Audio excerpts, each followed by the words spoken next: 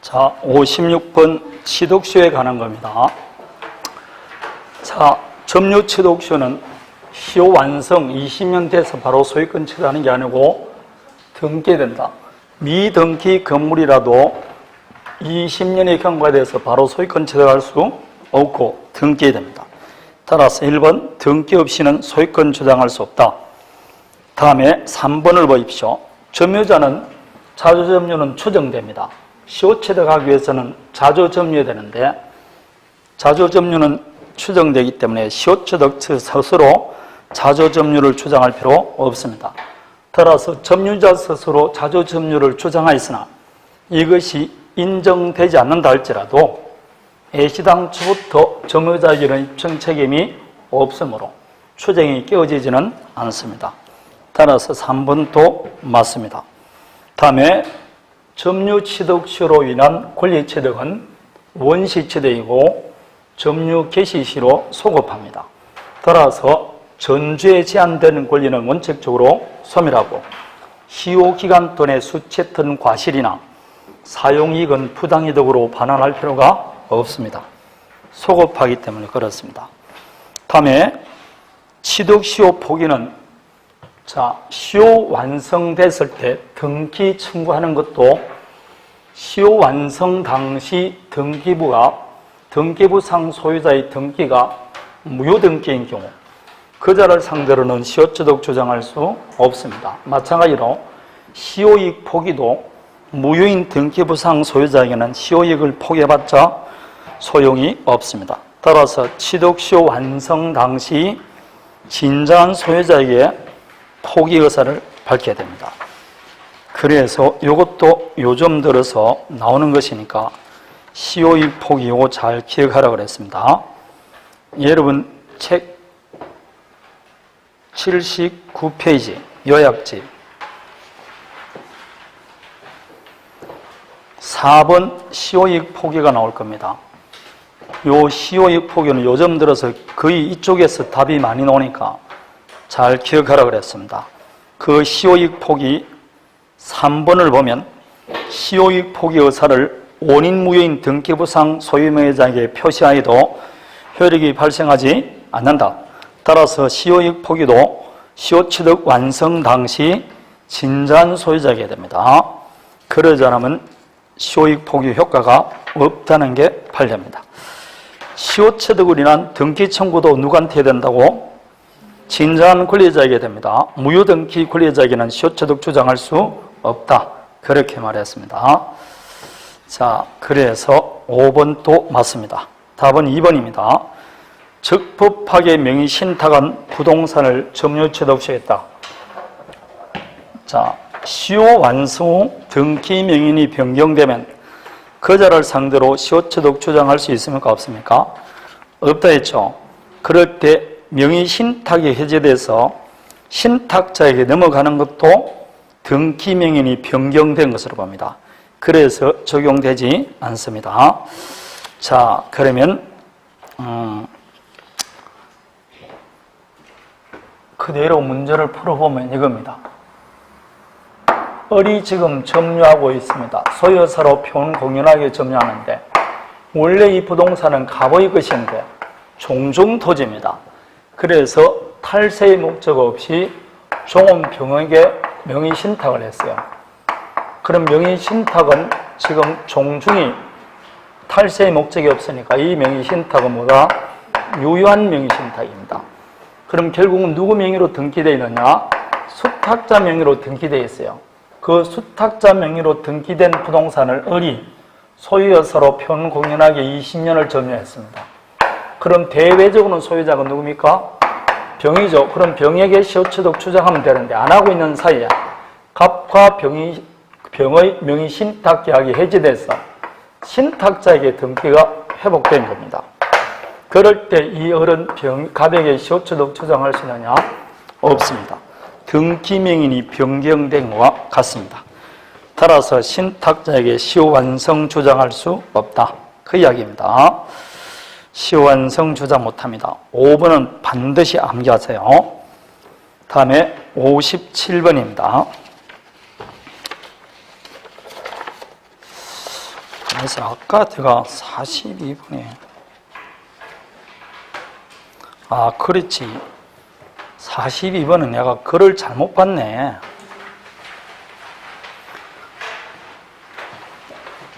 그 42번의 니은을 보시오.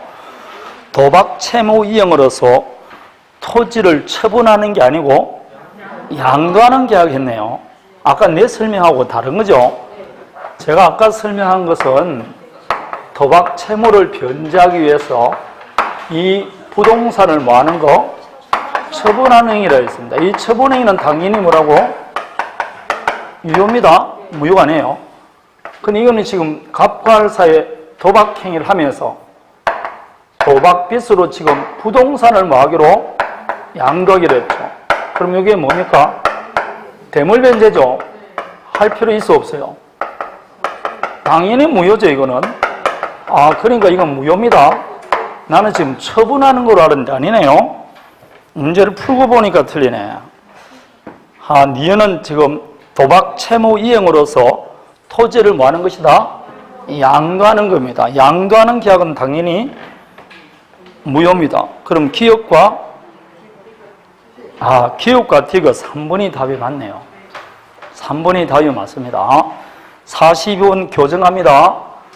도박 채무를 변제하기 위해서 부동산을 처분하는 행위는 뭐다? 유효입니다. 그 처분을 하기 위해서 도박빚 채권자에게 위임하는 것, 대리권 수여 계약도 반사회적 행위가 아니라고 판결이 나왔어요. 근데 지금 그 문제가 아니고 도박한 사람에게 양도하는 계약입니다. 요거는 몇 조 위반으로? 103조. 반사회적 행위로 무효입니다. 자, 이 첫 번째부터 설립을 42번에 문제 교정합니다. 기업과 디귿이 틀렸습니다. 기업과 디귿이 틀렸어요. 3번이 답입니다. 이 처분하는 게 아니고 양도하는 계약이었네. 아까부터 이상하게 찝찝하더만은 제가 잘못 봤습니다. 자, 이해되겠죠? 다시 57번입니다. 2분의 1 공유입니다. 2번은 가반수가 있어요? 없어요? 가반수가 없죠? 가반수 없습니다. 답은 몇 번입니까? 1번이죠. 손해배상은 항상 무슨 비율? 지분비율입니다.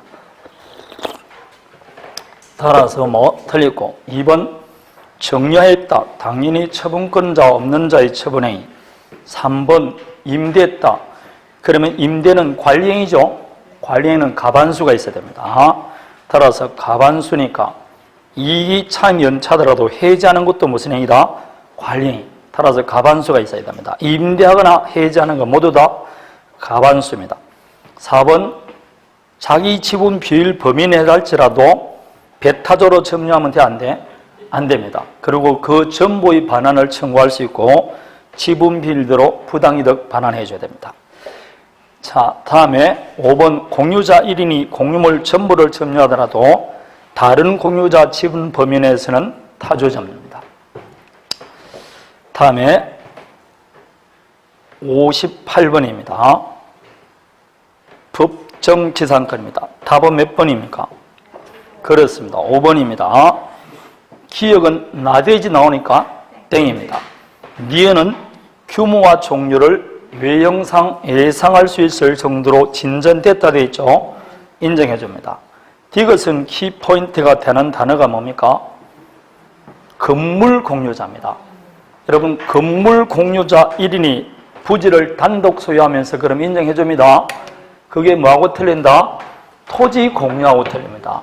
토지 공유가 나오면 토지가 공유다 그랬을 때 그 공유 토지 위에 있던 건물은 법정상권 인정할 거냐 말 거냐는 세 가지로 나누죠. 공유물 분할로 달라졌을 때는 법정상권 인정합니다. 그러나 지분만 정했다 그럼 인정 안 해주고 그 건물이 가반수 동의받았다 그럼 인정 안 해준다 그랬습니다. 이거 세 가지입니다.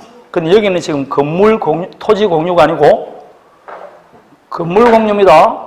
건물 공유는 내가 인정한다고 그랬습니다. 그래서 건물 공유 그러면 오케이 그러면 된다고 그랬습니다. 건물 공유입니다. 따라서 이때는 법정상권 인정합니다. 이거 긴 문장이지만 다 외우지 말고 뭘 외우라고? 건물 공유 그러면 된다고 그랬습니다. 요약집 114페이지를 펴보십시오. 114페이지 밑에서 7번째 줄을 보면 건물 1번 동그라미 1번 건물 공유자 1인이 나올 겁니다. 114페이지 밑에서 7번째 줄 동그라미 1번 나옵니까? 거기에 밑줄 다 치지 말고 그냥 건물 공유자 1인이 이것만 치면 된다니까. 건물 공유자 1인이 그러면 됩니다. 다음에 리얼 당연히 366조는 강행법규입니다. 따라서 배제 특약, 부정하는 특약은 무효입니다. 오른쪽 115페이지 위에 동그라미 2번 강행 규정이므로 특약을 통해서도 배제할 수 없다 나와 있습니다. 따라서 답은 5번이 됩니다. 자, 59번입니다. 지금 X토지 전부에 Y토지를 위해서 지역권이 설정되어 있다니까 무슨 토지가 요역지입니까? Y토지입니까? X토지입니까? Y토지가 요역지입니다. X토지가 성역지입니다. 자, 그렇게 되어 있습니다. 1번 X토지 지역권을 행사하기 위하여 지역권자가 X토지에 설치한 공작물을 사용할 수 있다. 당연한 이야기죠. X토지 소유자는 되어 있죠. 그럼 X토지 소유자는 성역지 소유자죠. 성역지 소유자는 지역권 행사를 위하여 설치된 공작물을 사용할 수 있어 없어요? 있습니다. 다만 사용할 때 뭐는 해줘야 된다? 사용 비율에 따라 2번 나와 있죠. 설치 보전하는 비용을 분담하라 되어 있습니다. 따라서 사용 못한다 그러면 틀립니다. 그래서 제가 공동사용이라 그랬잖아. 요약집 96페이지를 펴보세요. 요약집 96페이지를 펴보면 외우기도 쉽게 300페이지가 나옵니다. 300조. 공작물 공동사용이라고 나올 겁니다. 거기에 보면 성역지 소유자는 행사 방해하지 않은 범위 내에서 지역권자가 지역권의 행사를 위하여 성역지에 설치한 공작물을 사용할 수 있다. 이항 전항의 경우 성역지 소유자는 수익 정도 비율로 공작물 설치 보존에 하는 비용을 분담해야 된다. 그게 여러분 59번에 1, 2번에 나와 있는 내용입니다. 절대로 요약집에서 벗어나는 것은 없습니다. 다 나와 있습니다. 따라서 1, 2번 중에 답을 안 친 사람은 300조를 안 읽은 겁니다. 3번 Y토지 일부 양수받은 자도 지역권 행사할 수 있다. 요역지가 공유이거나 이 요역지가 공유물 분할되거나 아니면 일부 양도되더라도 각 토지를 위해서 지역권은 계속 존속하고 성역지가 공유물 분할되거나 일부 양도되더라도 분할된 각 토지의 지역권은 계속 존속합니다. 되겠습니까? 공유물 분할되거나 일부 양도되더라도 지역권은 다 존속합니다. 그래서 4번도 마찬가지입니다. 분할되어도 각 토지에 계속 존속합니다. 분할된 각 토지에 분할된 각 토지를 위해서 계속 존속합니다. 자, 조합 95페이지를 펴봐요. 방금 봤던 한 장 앞으로. 그게 불가분성이 나올 겁니다. 나옵니까? 그 불가분성 293조 2항을 보십시오. 토지 분할이나 토지 일부 양도의 경우에는 지역권은 요역지 각 부분을 위해서 성역지 각 부분 위에 존속한다 되어 있잖아요. 그게 불가분성 아닙니까? 답은 몇 번이다? 5번. 5번 답 안 채인 사람 빨갱입니다. 소는 한 마리만 끌고 다니도 된다 그랬잖아. 그러니까 1인이 한 소멸시효 중단은 다른 공유자로서 효력이 있다 그래야 되지. 여러 수십 번을 했잖아. 그게 소는 한 마리만 끌고 다녀도 된다고. 그걸 5번을 답을 안 치면 곤란하잖아. 사실상. 그만큼 소 끌고 다녔으면 정주영보다 더 많이 끌고 다녔다.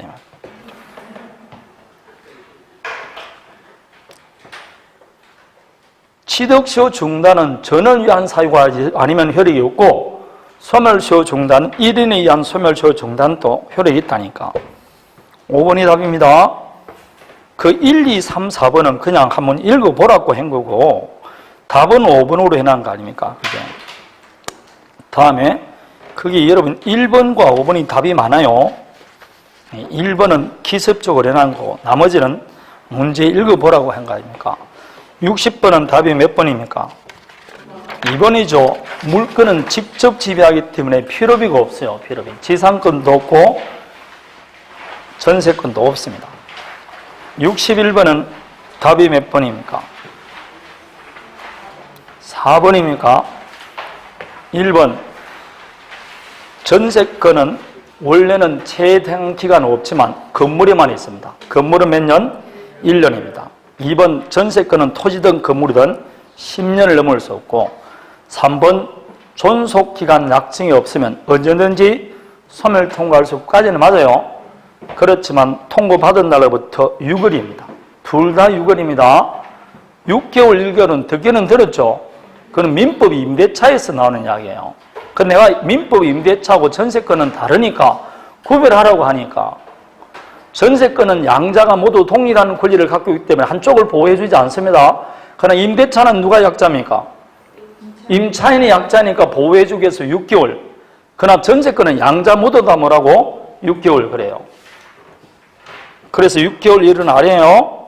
그거는 임대차에서 이야기입니다. 임대차. 양쪽 모두 다 6개월입니다. 다음에 4번. 전세권도 물건이니까 처분의 자유가 있지 않습니까? 따라서 설정행위로서 금지하지 않는 한 자유롭게 양도할 수 있습니다. 그러면 처분금지 특약 할 수 있게 없게? 있어요. 지상권 처분금지 특약은 무효지만 전세권은 유효고 등기하면 제3자에게 대항할 수 있습니다. 5번. 전세권 양도대금을 전세금 금액보다 고액으로 할 수 없다. 양도할 때 양도대금은 관계없어요. 아니 전세금 팔 때 프리미엄 주고 팔 수 있어 없어요?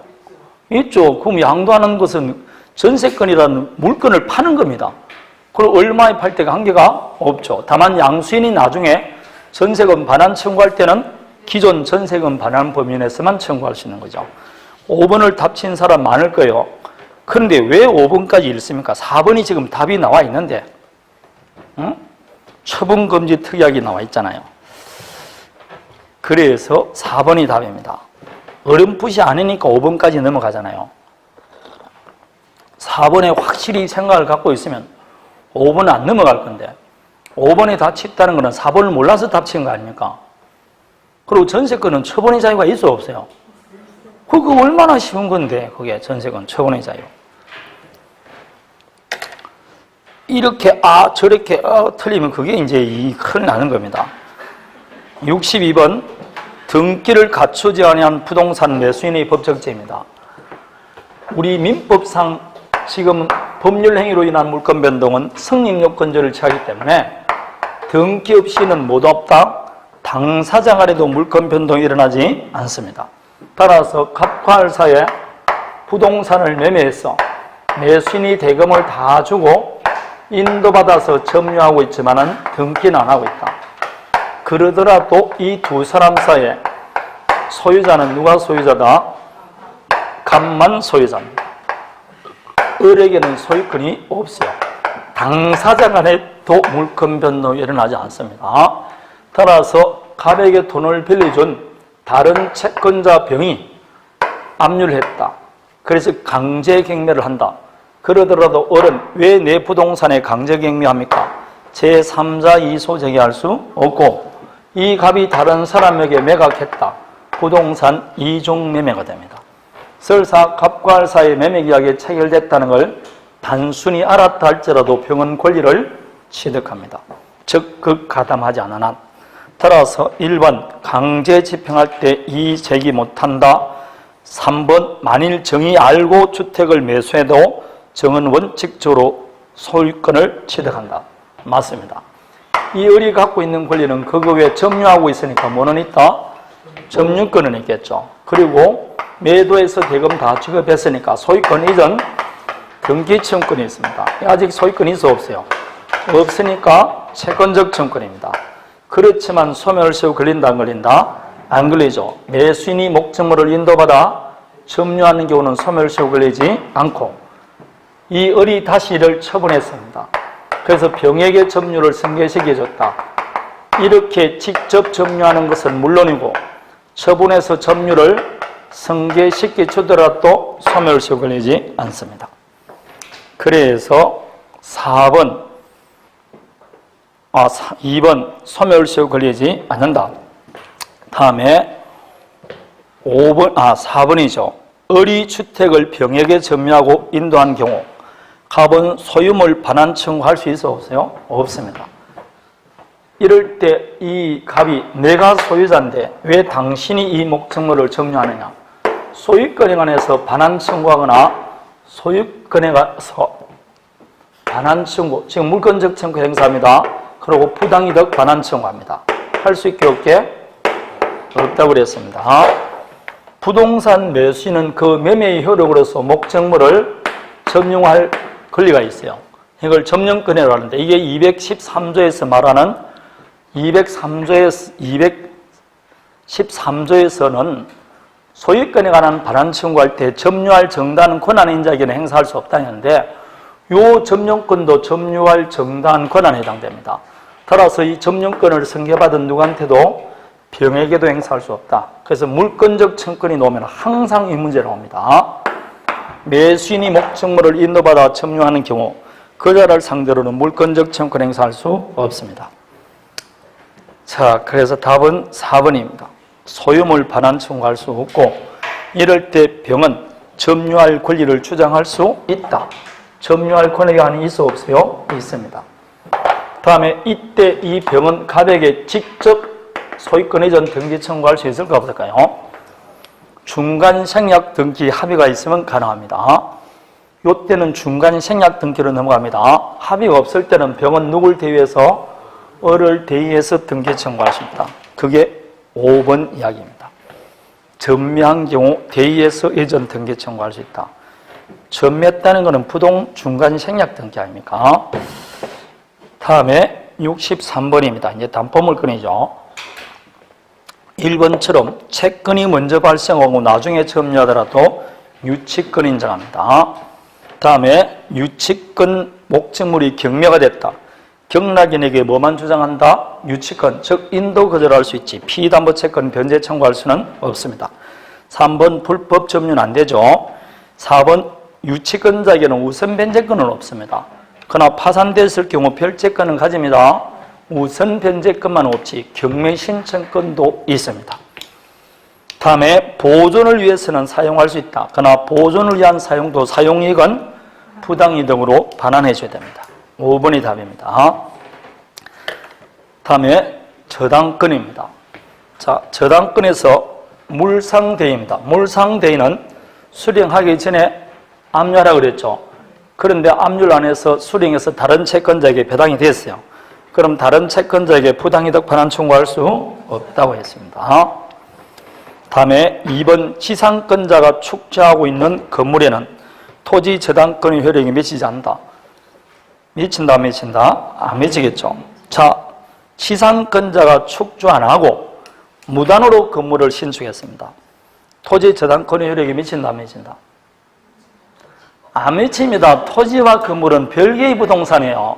토지 저당권은 절대로 어디나 안 미친다? 건물에는 안 미칩니다. 야, 그냥 무단으로 할 걸 잘못했네, 그게.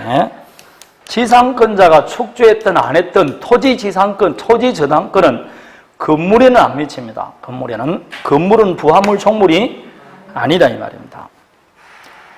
3번 종물은 설정 전부터 있었던 등기 여부를 불문합니다. 그래서 답은 3번입니다. 다음에 전세권과 저당권은 등기 선유에 따릅니다. 5번 당사자는 최초 저당권 설정할 때는 물론이고 그 후에 다시 저당물을 추가해서 공동저당할 수도 있습니다. 공동저당은 반드시 동시할 필요는 없습니다. 65번은 용익권과의 관계입니다. 법정치상권이 성립하기 위해서 저당권 설정 당시 등기되어 있을 필요는 없죠. 미등기 무허가 건물도 법정치상권 인정합니다. 2번 저당권보다 선순위 전세권은 저당권 경매로 소멸하지 않습니다. 다만 외적으로 배당 참가한 경우는 소멸합니다. 소멸합니다. 다음에 저당권 설정 당시 대항력 있는 임차권입니다. 임차권도 뭘 갖추면? 대항력 갖추면 됩니다. 소멸하지 않습니다. 다음에 가압류가 먼저 된 후 저당권이 됐다. 근데 저당권자는 가압류권자보다 우선해서 변제받을 수 있습니까? 안 됩니다. 후순위 권리자보다 먼저 받지. 가압류권자보다는 선순위 가압류권자보다는 우선 변제 못 받습니다. 요거 뭐 할 때 우리 나왔습니까? 주택임대차 할 때 나왔어요. 똑같이 나옵니다. 똑같은 걸 볼게요. 갑의 부동산에 A 앞으로 가압류가 되어 있어요. 가압류권자가 받을 채권이 1억입니다.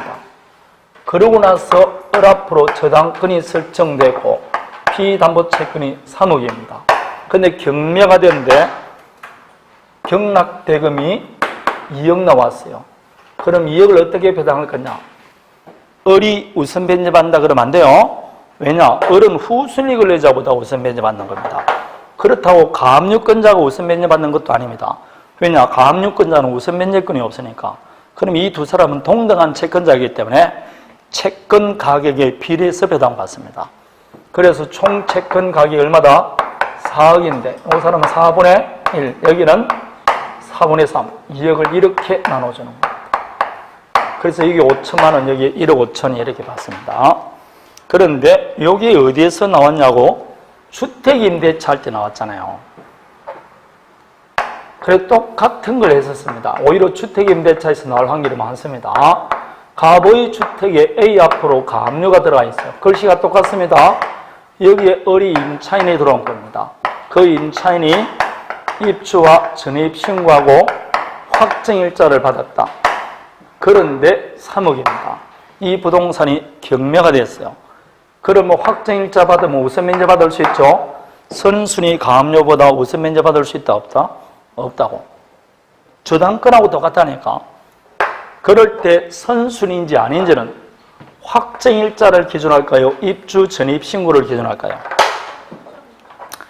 이 말은 가압류가 되고 다시 입주와 전입 신고를 했어요. 아니다. 입주와 전입 신고를 하고 있는 사이에 가압류가 들어갔어요. 여기에 다시 몰래가지고 확정일자를 받았습니다. 이럴 때는 가압류가 선순위입니까? 임차인이 선순위입니까? 예? 우선 변제받을 때 순위가 있을 거 아닙니까? 누가 우선순위게? 가압류일까요? 주택 임차인이 우선순위일까요?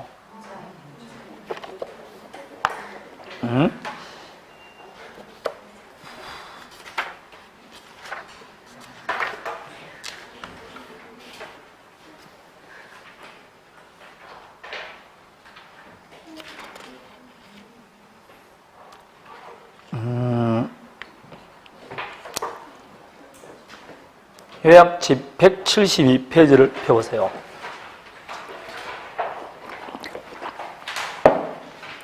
밑에서 세 번째 줄 우선 4번입니다. 우선 변제권을 갖는 보증금 채권자도 선순위 가압류 채권자와는 평등 배당이다.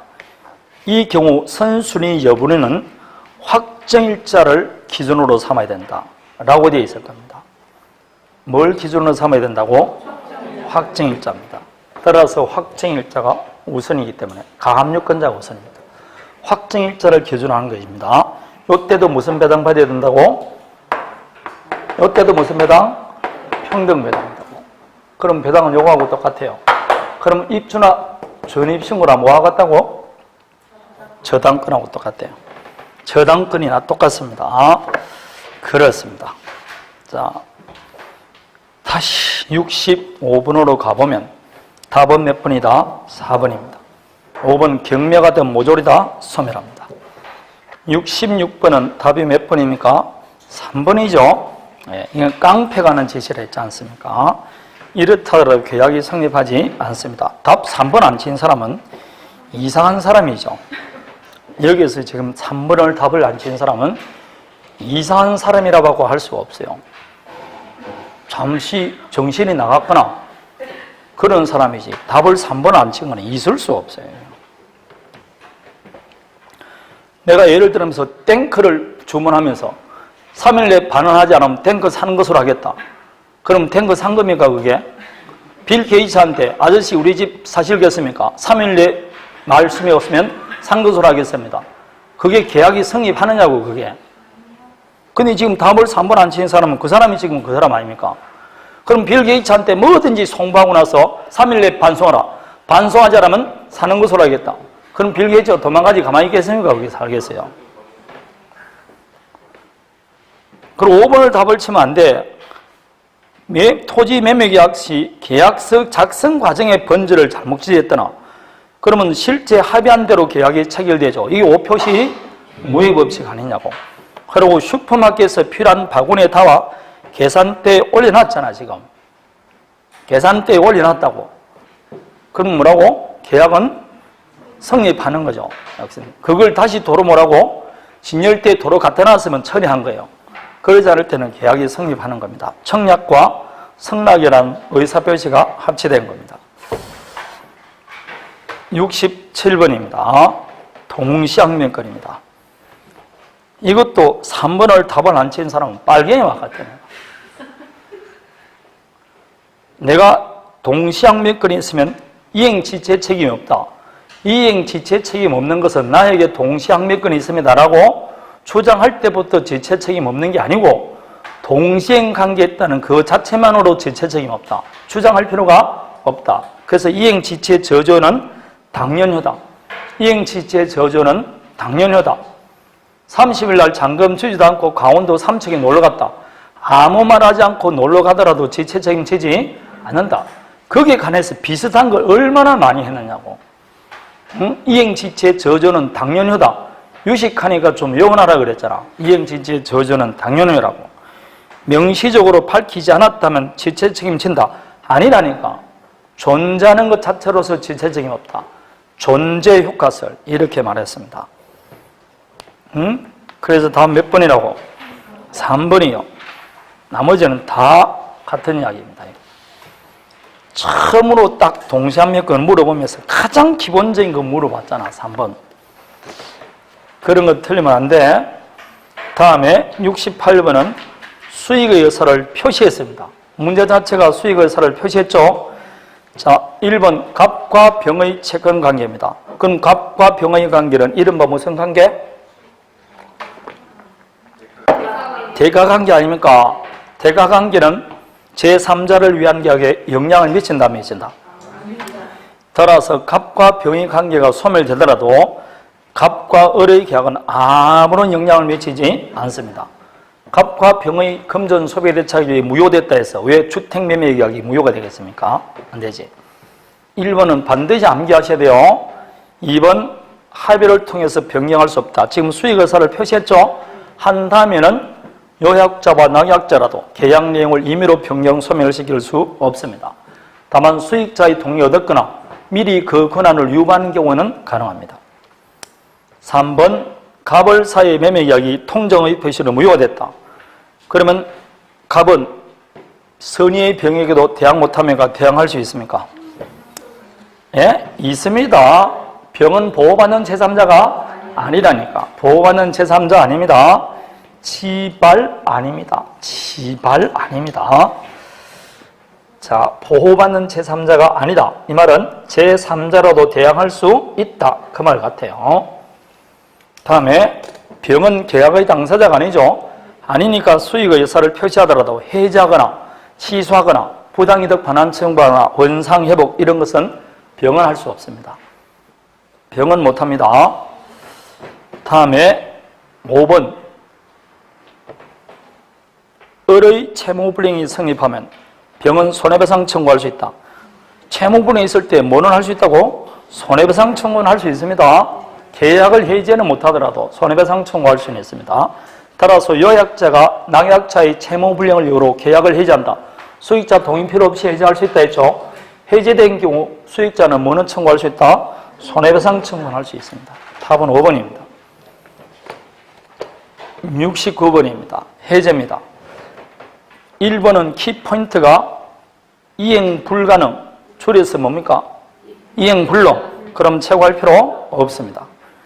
2번 법정 해제권을 배제하는 약정이 없으면 약정 해제권 유보는 법정 해제에 영향을 미치지 않는다.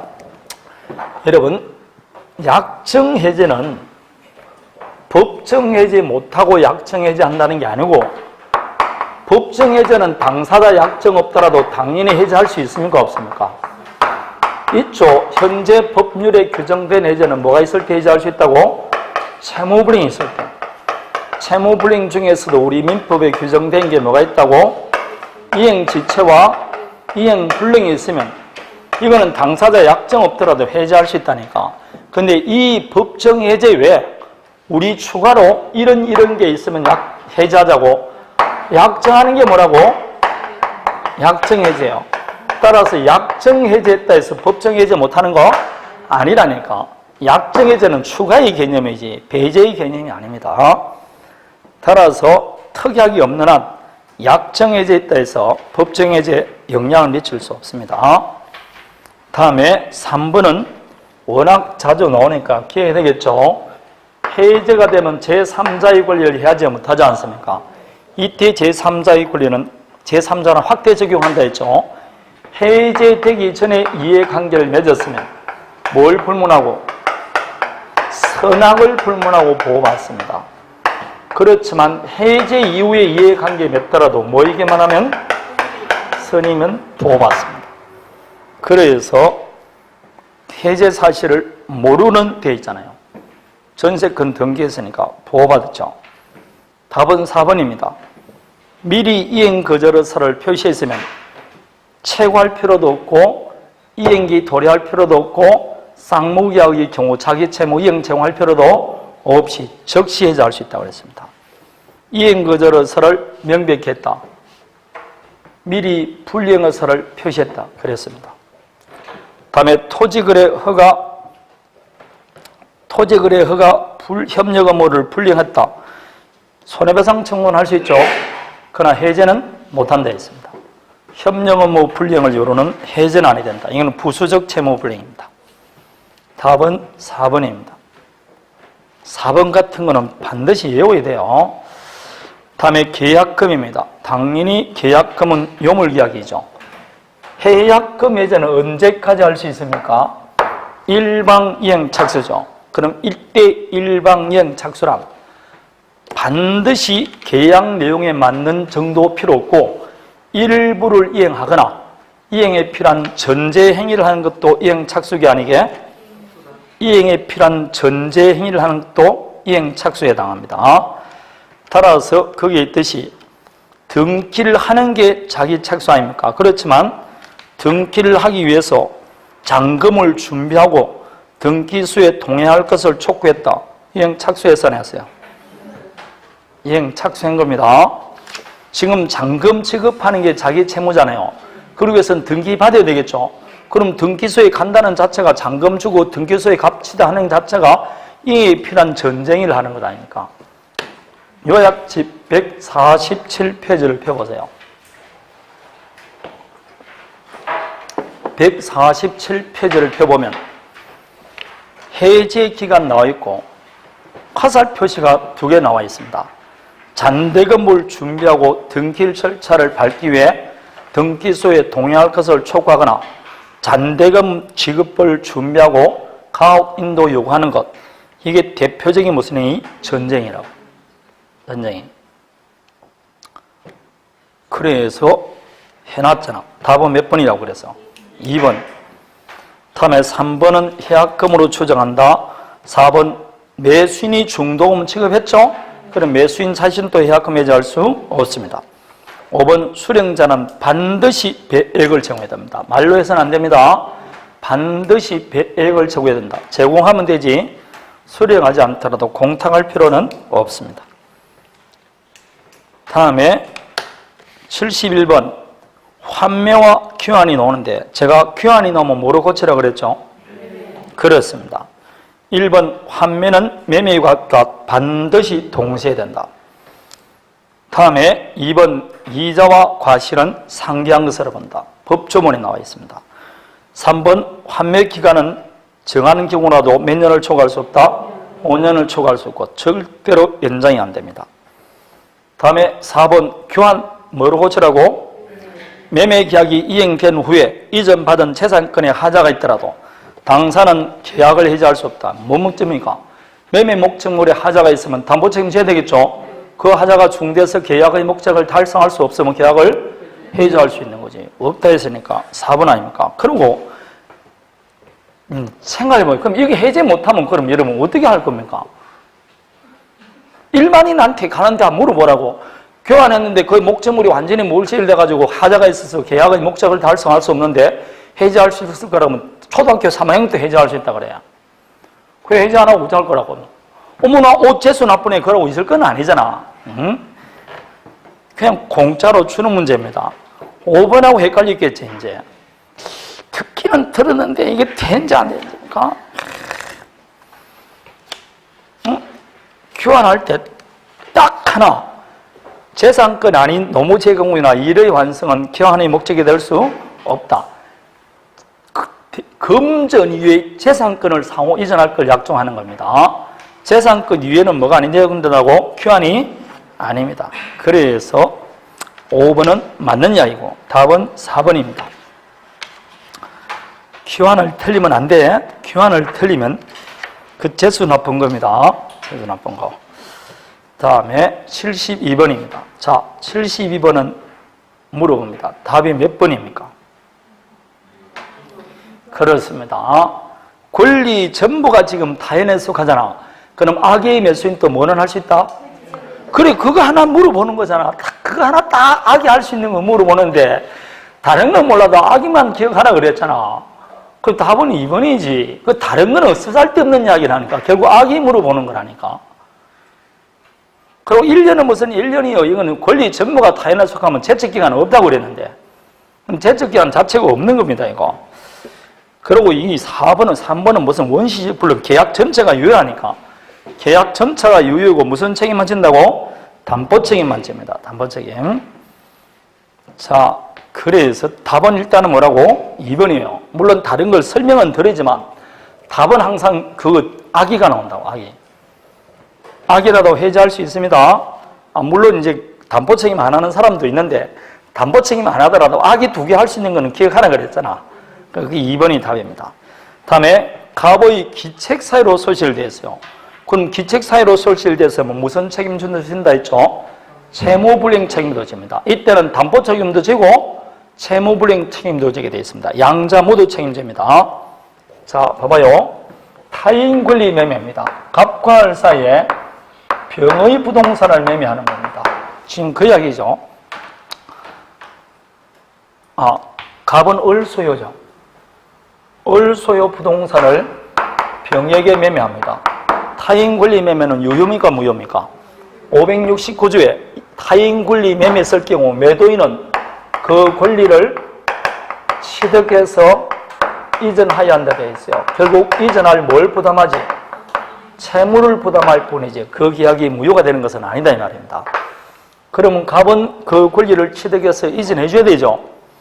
이전해 줬으면 책임진다 안 진다. 무슨 문제가 안 생기는데 이전 못 해주니까 문제 아닙니까? 그 이전을 못 해주면 갑의 뭐와 관계없이 기책사유와 관계없이 담보 책임은 기책사유를 요한다 요하지 않는다.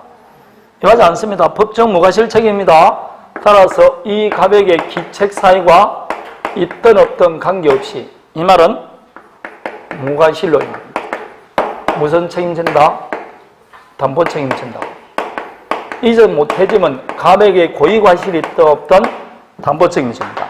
그 담보 책임이 뭐 하는 거라고? 계약을 해지하고 손해배상 받는 건데 단 손해배상은 누구만 받는다? 선이 요거는 악이 또 할 수 있잖아. 악이 있습니다. 그런데 이 경우 갑은 그 권리를 취득해서 이전해 줄 채무가 있는데 그 갑의 채무가 자기의 무슨 사유로? 기책 사유로 이행할 수 없게 되었어요. 그럼 채무를 기책 사유로 이행할 수 없으면 이건 무슨 책임진다고? 채무불이행 책임도 지는 거죠. 그럼 이때는 담보 책임도 지고 못 어진다? 채무불이행 책임입니다. 양자랑 경합할 수 있게 이렇게 있습니다. 채무불이행 중에서도 여기는 어디에 속합니까? 이행불능이잖아 지금. 타인 권리니까. 그러면 채무불이행이니까 당연히 뭐라고 계약을 해지하고 뭘 받는다? 손해배상 받습니다. 이때는 악이라도 손해배상 받을 수 있게 없게 있잖아. 이때는 채무불이행이니까 선악을 구별할 필요가 없습니다. 따라서 악의의 매수인은 이 경우 담보 책임으로서는 손해배상 청구 못하지만 모의 책임에서는 채무불이행에 따라서는 손해배상 청구할 수 있게 없게 있습니다. 이럴 때는 뭘 묻는 게 유리합니까? 채무불이행 책임 묻는 게 더 유리하게 되어 있습니다. 그래서 계약 해지하고 손해배상 청구할 수 없다 했으니까 틀렸습니다. 다음에 기망을 당해서는 사기 취소할 수 있죠. 사기와 담보 책임은 경합합니다. 경합한다. 73번은 답이 몇 번입니까? 그렇죠. 1번이죠. 세 가지 경우는 바로 효력이 발생하는 게 아니고 일정 기간 경과해야만 해제 효력이 생기는 있다 했잖아. 그 세 가지가 뭐가 있습니까? 존속기간 약정이 없을 때. 다음에 우리 이런 사유가 있으면 해제하자고 약정 해제 사유가 발생했을 때. 세 번째, 임차인이 뭐 했을 때? 파산했을 때. 이럴 때는 바로 해지되는 게 아니고 일정 기간이 경과해야 된다고 그랬습니다. 이걸 해지 기간이다 이렇게 말했습니다. 이럴 때는 해지 통고한다 이렇게 말합니다. 해지 통고. 이거 좀 기억하라 그랬죠? 요약집 165페이지에 나와 있습니다. 그리고 165페이지 보면 대부분 사람들은 165페이지입니다. 해지 통고해가지고 별표를 다 해놨을 거라고 내가 예언하래요. 딱 그거 나왔는데 그거만 딱 틀린다니까. 74번입니다. 74번은 답이 몇 번입니까? 동의 얻어서 전대했습니다. 조용하다. 답은 몇 번입니까? 몇 번? 맞아요. 3번 맞아요. 3번 맞아요. 자, 동의 얻어서 전대했다. 그러면 이 전차인에게도 부속물 매수 청구할 수 있어 없어요? 있죠. 누구 동의 얻었을 때는? 임대인 갑의 동의였어요. 그래서 1번 갑의 동의를 얻거나 갑으로부터 매수한 부동산은 매수 청구할 수 있습니다. 그럴 때 자 보세요. 갑의 건물을 을과 임대차 계약했어요. 요 임차인이 임대인의 동의를 받아서 전대를 했습니다. 그러면 이 경우 동의 있는 전대입니다. 전차인입니다. 전대차가 체결되더라도 갑과의 권리 의무가 소멸되는 것은 아닙니다. 따라서 여전히 갑은 을에게 차임 청구할 수 있어 없어요? 있습니다. 이익이 차이 연체하면 바로 계약을 해지할 수 있습니다. 그럼 갑과 병은 엄밀이라는 법률 관계가 없죠? 그러나 갑, 병을 보호하기 위해서 우리 민법에 특별한 규정이 있어요. 첫 번째, 전차인은 전대인에 대해서, 임대인에 대해서 직접 뭘 부담한다? 의무를 부담한다 되어 있어요. 그래서 우리 민법 임대차에서 임차인의 의무 모두 다 병이 부담합니다. 선관 주의해야 된다는 동, 통제 의무 다 부담합니다. 그 의무 중에 가장 큰 게 뭐가 있게? 차임 직업이야. 따라서 갑은 을에게도 차임 청구할 수 있지만 병에게도 차임 직업할 수 있습니다. 그런데 우리 민법 법조문에 전차인은 누구에 대해서 전대인이란 차임 직업으로 임대인에게 대항하지 못한다고 되어 있어요. 이 조문은 반드시 암기하라 그랬어요. 전차인은 전대인이란 차임 직업으로 임대인에게 대항하지 못한다. 그런데 전차인도 반드시 전대인에게 차임 직업해야 되는데 대항 못하면 이중 직업해야 되느냐? 판례가 말하기를 대항하지 못한다는 것은 전대차 계약을 기준으로 차임 직업 시기가 도래되기 전에 직업했을 때, 도래 전 직업했을 때는 대항하지 못한다. 이렇게 말을 했습니다.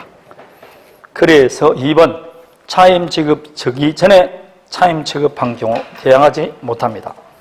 그런데 이 법조문에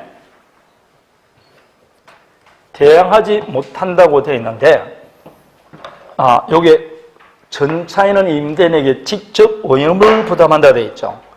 근데 법조문에 직접 의무를 부담한다 되어 있지 권리는 취득한다는 말이 있어 없어요? 없습니다. 따라서 특별한 규정이 없으면 병은 갑에게 권리 주장을 못합니다. 따라서 전차인이 비용이 지출되더라도 비용은 누구한테 해야 된다? 을에게 청구되지 갑에게 청구하면 아니 됩니다. 병의 주인은 이른바 을이지 갑이 아닙니다. 따라서 병은 갑에게 수선비용 4는 청구할 수 있다. 틀렸습니다. 왜냐? 갑은 병에게 수선 의무를 부담하지를 않습니다. 갑은 누구에게 수선 의무 부담한다? 을에게. 병의 수선 의무는 을이 부담하는 겁니다. 다음에 4번 차임 연체 2기 달했다. 이럴 때는 해지 통과하게 되면 6개월 경과입니까? 적시회로 생깁니까? 적시생입니다. 이때는 일정 기간 경과할 필요 없습니다. 다음에 이 경우 5번 통제 줄 필요 있습니까? 없습니까? 없죠. 차임 연체로 해제할 때는 통제할 필요 없습니다. 통제하지 않더라도 대항할 수 있다. 요 5번이 우리 시험에 답으로 출제됐어요. 차임 연체로 해제할 때는 통제할 필요 없습니다. 요약집 164페이지를 지금부터 읽습니다. 164페이지 전차인 보호를 위한 규정입니다. 1번 임대인과 임차인의 합의로 임대차를 종료시키더라도 전차권은 소멸하지 않는다. 2번 임대차 계약이 해지 통고로 종료하는 경우 임대인은 누구한테도 통제해줘야 된다. 전차인에게도 통제해줘야 됩니다. 통제하지 않으면 해지로서 대항하지 못한다. 그러나 임차인의 차임 연체가 이익에 달함으로써 임대인이 임대차 계약을 해지하는 경우에는 전차인에게 통제하지 않더라도 대항할 수 있고 이 해지 의사표시는 임차인에게 도달한 즉시 임대차는 뭐 된다? 종료됩니다. 그게 시험에 나왔고 여러분 책 4번, 5번에 나온 겁니다. 다음에 75번입니다. 임대차가 끝난 후 보증금 받지 못하면 그때 하는 게 임차권 등기명령입니다. 다음에 보증금을 받기 위해서 강제경매를 신청했다. 강제경매할 때는 집행권은 있어야 되겠죠. 그럴 때는 특별히 별도 배당 요구할 필요 있어 없어요? 없습니다. 강제경매를 신청할 때는 집행권은 있기 때문에 따로 배당 참가할 필요 없습니다. 그러나 확정일자를 받거나 아니면 소액 임차인이라도 그 부동산이 경매가 되면 배당 참가해야 된다, 안 해야 된다? 해야 됩니다. 배당 참가자는 배당해서 지어야 됩니다. 그러나 이거는 스스로 강제경매를 신청했기 때문에 배당 참가할 필요 없습니다. 다음에 소액 임차인도 제외된다. 맞습니다. 다음에 아파트 수분양자가 분양자로부터 뭘 받았다? 열흘세를 교부받았다 나오죠? 여러 수천 번 나왔습니다. 이게 주택 임대차도 나오고 계약 해지할 때도 나왔어요. 이때 이자는 보호받는 제3자라고 나왔습니다. 따라서 입축하고 대항력을 갖춘 후 분양계약이 해지됐다. 임차인은 분양자에게 대항할 수 있다 그래야 됩니다. 열세를 교부했다는 것은 분양 권한을, 임대 권한을 준 것이라 했습니다. 다음에 5번은 임차인의 주민등록을 임대인이 몰래 다른 곳으로 이전했으니까 임차인에게 기책 사유가 있습니까? 없습니까? 없죠. 이럴 때는 대항력 상실하지 않습니다. 답은 4번입니다. 요때 임차인은 보호받는 제3자입니다. 해지할 때도 나오니까 기억해야 됩니다. 다음에 76번은 저당권이 설정된 갑소유 주택을 임차한 을이 다시 저당권 설정됐다. 흔히 말할 때 샌드위치입니다. 샌드위치가 되면 무조건 임차권은 어떻게 된다? 소멸합니다. 갑소유 주택을 임차한 데 있는데 이 건물에는, 주택에는 벌써 저당권이 설정되어 있어요. 여기에 임차인이 들어오고 다시 뭐 들어왔다? 저당권이 들어오고 이 저당권이 실행돼서 경매가 되는 겁니다. 자, 그러면 이 경우 입주와 전입 신고를 했다 할지라도 이 부동산이 경매대금 임차권은 소멸하게 안 하게? 소멸합니다. 그래서 병의 저당권 실행으로 경락됐다. 그러더라도 선순위 저당권 소멸하게 안 하게? 소멸하니까 임차권도 어떻게 된다? 소멸합니다. 경락인에게 대항 못합니다. 이 경우, 이의 경우 소액에 해당되면 보증금 중 일정액은 최우선 변제받을 수 있습니다. 자, 그러면 여기서 조금 상세히 봅니다. 이 사람이 1억이에요. 여기 보증금 3억 들어왔어요. 여기가 5억짜리 들어온 겁니다. 그런데 이 부동산은 5억 나가요. 그래서 어른 입장에서는 충분히 선순위 1억 받고 남는 돈이 있으면 3억 받을 줄 알고 입주와 전입 신고한 겁니다. 그런데 경매가 되어버렸어요. 후순위가 경매 신청했습니다. 그래서 정의 경락받았어요. 조금 전에 했듯이 이 경우 임차권은 소멸한다 안 한다? 소멸하고 그 1번 나와있잖아. 경락인에게 대항할 수 없습니다. 왜냐? 선순위 저당권이 있으니까 모조리 다 소멸합니다. 그럼 이제 남은 게 뭐만 남았다 그랬죠? 배당만 남았습니다. 자, 배당금이 얼마라고? 그럼 여기 얼마 준다? 1억. 여기는 한 번도 배당 안 해줍니다. 여기 바로 얼마 준다? 4억 배당하면 이 어른 입장에서는 한 푼도 못 받고 쫓겨나게 되는 겁니다. 최선순위의 저당권이 있으면 쫄딱 망하게 되어 있습니다. 그런데 이럴 줄 알고 임차권이 소멸하더라도 A보다는 먼저 못 받더라도 병보다는 내 보증금 우선 변제 받을 수 있는 수단이 있을까 없을까요? 뭘 하면 된다? 확정일자를 받으면 돼요. 입주와 전입 신고에 확정일자를 받았어요. 그러면 경매가 되면 임차권 소멸을 안 해? 확정일자 받았습니다. 임차권은 소멸합니다. 확정일자 받는다고 소멸되는 안 되는 건 아니에요. 다만 배당이 이제 완전히 틀려집니다. 여기 얼마 받고 1억, 여기 얼마 받는다? 3억, 1억 나옵니다. 확정일자 받으면 후순위 권리자보다 경락대금에 우선 변제 받아갈 수가 있습니다. 그 이야기입니다. 그런데 확정일자를 안 받았을 때는 어떻게 할 거냐? 안 받았을 때는 이쪽으로 밖에 갈 수가 없죠. 그럴 때 할 수 있는 것은 요 경우 어른, 갑을 대의해서 변제합니다. 그럼 변제하게 되면 A의 저당권은 소멸합니다. 어떻게든 소멸하죠. 그럼 선순위가 소멸하면 순위 성질합니다. 그럼 졸지에 누가 선순위 된다? 임차인이 1순위 됩니다. 아이고. 임차인이 1순위 임차인으로 들어가는 거죠. 그냥 1순위로 쓰면 됩니다. 입주 전입 신고하고 여기에 지금 병이 2순위 저당권자가 되는 거예요. 5억이고 얼마다? 3억입니다. 그럼 나중에 이제 병이 경매받자 임차권은 이제 소멸한다 안 한다?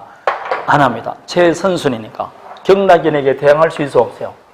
있죠. 그럼 경락인이 결국 얼마 받아갈 수 있다? 3억 받아갑니다. 그래서 선순위가 있을 때는 대의변자로서 유리한 지를 찾아갈 수 있습니다. 그래서 3번 선순위 저당권이 변조로 소멸된 후 병이 경매를 신청하면 그럴 때는 어른 경락인에게 효력 조장할 수 있습니다. 4번 어리 주민등록과 동시에 뭐까지 받았다? 확정일자까지 받았습니다. 그럴 때는 경락대금에 병보다 우선 면제받을 수 있습니다. 그러나 5번처럼 보증금 전액 못 받았다 할지라도 경락인에게 대항하지는 못합니다. 왜냐고? 선순위에 저당권이 있으니까.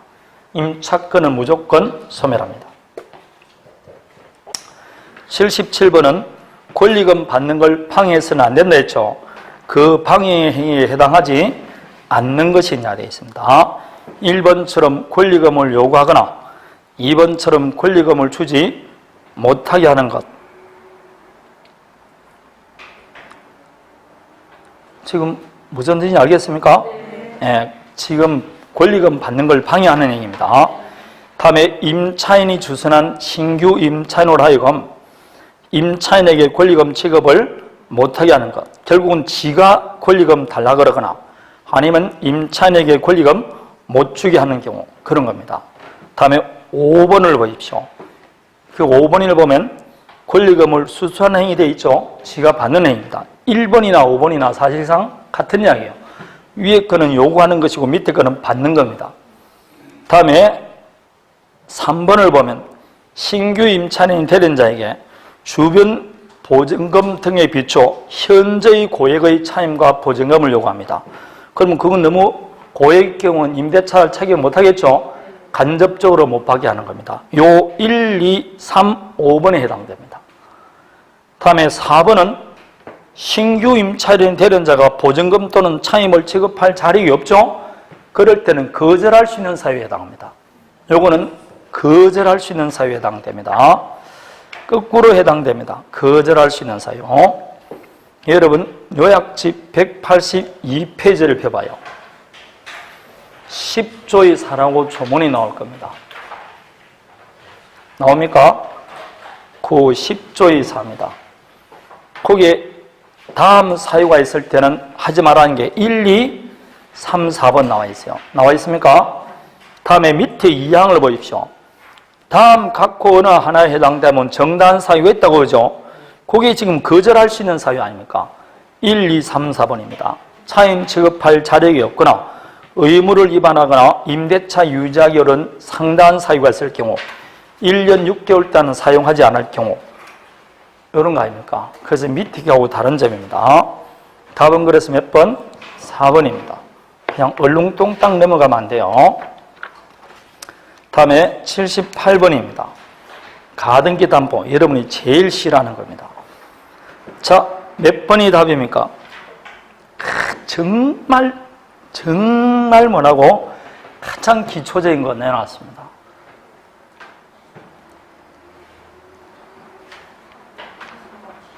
몇 번이 답이라고? 4번이지. 청산 기간 전에 채무자에게 청산금을 지급하면 누구에게 대응 못합니까? 이건 그냥 기초적인 거 아닙니까? 기초적인 거. 후순위 권리자를 보호하기 위해서 통지도 않고 청산금을 지급했거나 통지했다 할지라도 청산기간 경과 전에 청산금을 지급하면 후순위 권리자에게 대응하지 못합니다. 그겁니다. 1번 평가액을 통지해야 된다. 2번 청산금이 없으면 없다는 뜻도 통지해야 됩니다. 왜 그러냐? 청산금 누가 평가하는 금액이라 했죠? 채권자가 주관적으로 평가하는 금액 아닙니까? 그건 없다는 것도 지 말이니까 없다는 뜻을 통지해 줘야 됩니다. 그리고 양도담보권자라도 자기 앞으로 비록 등기가 되어 있더라도 청산기간 경과하고 뭘 지급해야? 청산금을 지급해야 비로소 소유권 지납니다. 다음에 담보가등기 부동산에 경매가 이래되면 담보가등기는 그 부동산 매각에서 어떻게 된다? 소멸합니다. 담보가등기는 그 자체가 뭐로 본다고 그랬죠? 저당권으로 본다 했습니다. 그래서 경매가 되면 가등기 담보는 소멸합니다. 요약집 190페이지를 펴보십시오. 제일 위에 보면 15전환 조문이 마지막에 나오는데 그 조문을 그대로 지금 5번에 집어넣었잖아. 그 가등기 담보는 쓸모 있는 조문은 10개 조문밖에 안 된다니까. 그 안에서 다 나오는 거예요. 그 중에 이거 하나입니다. 매각에서 소멸하고 가등기 담보로 뭐로 바뀐다고? 저당권으로 바뀝니다. 그러니까 무조건 소멸하는 거지. 돈 다 못 받았습니다. 소멸하게 안 하게? 안 하기는 다 소멸한다니까. 지금 방금 그게 법조문에 돈 못 받으면 소멸 안 한다는 그런 말이 없잖아. 그냥 소멸한다고 돼 있지 거기에 선순위, 끝순위 이런 말이 없다니까. 그게 희한하다니까. 방금 읽어봤는데 그게 거기 어디에 선순위는 소멸 안 한다는 말이 있고 돈 안 받으면 소멸 안 한다는 말 어디 있냐고. 경매가 되면 가등기도 안 보는 뭐로 본다고? 그 저당권을 보는데 뭘 소멸 안 하고 그러냐고. 소멸하지. 그거 참 심심풀이로 물어보더라도 꼭 틀린다니까. 이해를 뭐 그냥 심심하니까 그냥 뭐 선순위라도 소멸합니까? 그러면 뭐 소멸 안 한대. 돈을 다 못 받았으면 소멸 안 한대. 그럼 언제 소멸하래? 그럼 언제 소멸? 79번입니다. 이거 79번, 78번 이런 거는 좀 외워놔야 돼. 다음에 79번은 답이 몇 번입니까? 좀 어렵긴 어려워요. 5번입니까? 이봐, 이런 거는 잘한다니까. 이런 거. 굉장히 어려운 거는 잘해. 이상해. 그러니까 이런 건 틀려도 내가 별말을 안 할 거는 다 맞추고. 그러니까. 1번은 보존 개량을 위해서 다른 구분 소유자 전여법은 사용 청구할 수 있다고 법조문에 나와 있습니다. 다음에 집합 건물 구분 소유자가 사용 검사일 또는 사용 승인일 이후에 발생할 하자에 대해서도 당연히 하자된 보충권 행사할 수 있습니다. 다음에 구분 소유자의 대지 사용권은 당연히 전여법원 처분에 따릅니다. 따라서 분리해서 처분할 수 있어 없어요? 없습니다. 다음에 의결권 유임, 대리권 수여, 묵시적으로 가능하다. 맞습니다. 다음에 5번이 이제 왜 임료 상당 손해배상 청구할 수 없느냐? 복도 계단과 같은 공용 부분은 애시당초부터 구분 소유자가 배타적으로 점유할 수 있는 게 아닙니다. 아니니까 임료 상당 손해배상은 청구할 수 없는 거죠. 왜냐? 쥐가 사용하는 것이 아니기 때문에 그렇습니다. 80번 몇 번일까요? 80번 어렵습니까? 자, 이거는 무슨 명의 신탁입니까? 무슨 명의 신탁인지는 알긴 알아야 됩니다. 갑은 을과 명의 신탁 약정을 하고 병의 토지를 을을 매수인으로 내세워 세탁해 있잖아. 그럼 갑과 을 사이에 무슨 약정을 하고 명의 신탁 약정을 하고 을을 매수인으로 내세워서 병의 부동산을 매수했다고 되어 있잖아. 그러면 수탁자가 매매 당사자가 되는 걸 우리는 계약명의신탁이라고 그러고, 신탁자가 계약의 당사자가 되면 3장한 등기명의신탁 혹은 중간생약형 명의신탁이라고 그래요. 따라서 이 경우는 계약명의신탁입니다. 그럴 때는 병의 선인양에 따라서 달라지죠. 근데 여기는 지금 이를 모르는 데 있잖아, 벌써. 그럼 선이라고 벌써 나와 있는 거예요. 그 전자에서 지금 문제를 푼다니까. 선이니까 첫 번째 명의신탁 약정은 무효. 그러나 물권 변동은 뭐라고? 유효라니까. 유효니까 을 앞으로 된 등기도 유효고, 이 부동산의 대내적, 대외적 완벽한 소유자는 누구다? 을만 완벽한 소유자입니다. 을이 완벽한 소유자입니다. 그래서 이걸 딱 해야 뒤에 나오죠. 명의신탁은 무효이지만 을은 병뿐만 아니라 갑에 대한 관계에서도 유효하게 소유권을 취득합니다. 이번 갑을사의 명의신탁 약정은 무효이므로 을은 소유권 취득 못한다. 뭐 답은 물론 1번이죠. 1번이니까 뒤에 거는 아니 되겠죠. 3번도 을은 소유권을 취득하지 못하지만 틀렸지 않습니까?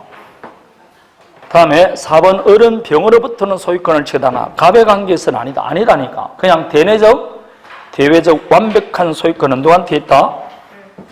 네, 을에게 있습니다. 을에게. 을이 소유자입니다. 1번이 답이 되겠습니다. 자, 보니까 한 50점 정도는 볼 수 있을 것 같은데 50점 잘 안 나옵니까?